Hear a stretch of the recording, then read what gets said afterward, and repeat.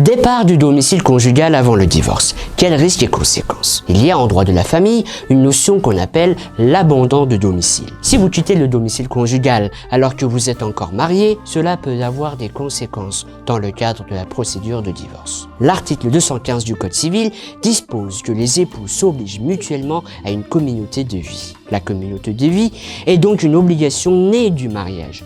Et la rupture est donc sanctionnée.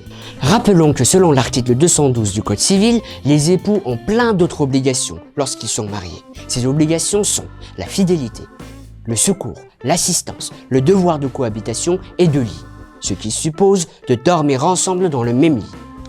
Vous n'avez pas encore divorcé, mais vous avez quitté le domicile conjugal?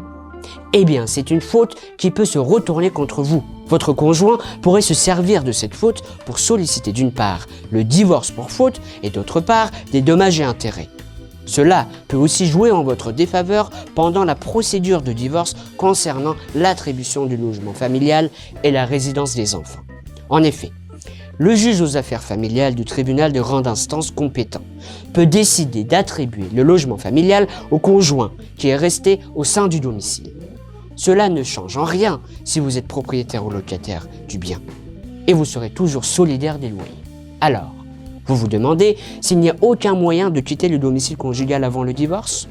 Eh bien si, mais il faut prendre ses précautions. Il est nécessaire que cet abandon soit justifié par des motifs graves, notamment en cas de violence, qu'elle soit psychologique ou physique. Vous devez effectuer les démarches suivantes. Consultez immédiatement un médecin pour avoir un certificat indiquant ce qu'il a constaté. Ensuite, allez porter plainte au commissariat, pas de main courante.